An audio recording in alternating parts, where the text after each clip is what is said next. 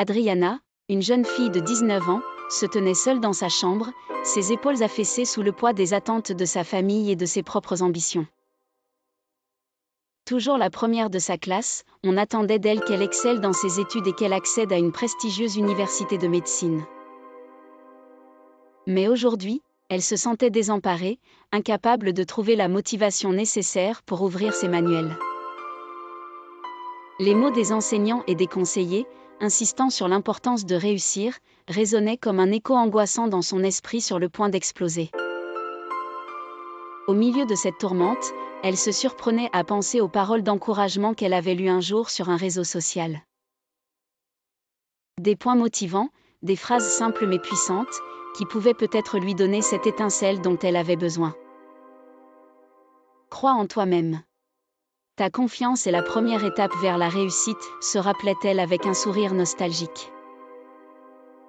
C'est vrai, pourquoi aurait-elle douté de ses capacités après tout ce qu'elle avait accompli ?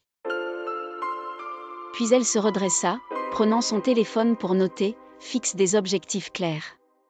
Savoir ce que tu veux te donne une direction. Elle se promit de réfléchir sérieusement à ses priorités et à ce qu'elle désirait vraiment. Elle continua de chercher ses souvenirs, puis elle se rappela, n'aie pas peur de l'échec. Chaque échec est une occasion d'apprendre.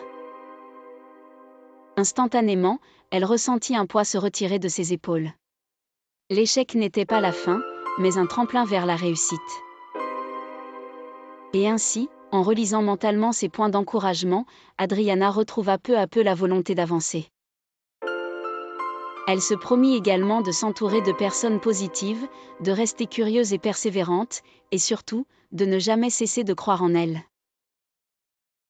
Elle réalisa que la réussite était un voyage, pas une destination, et chaque pas, chaque effort comptait.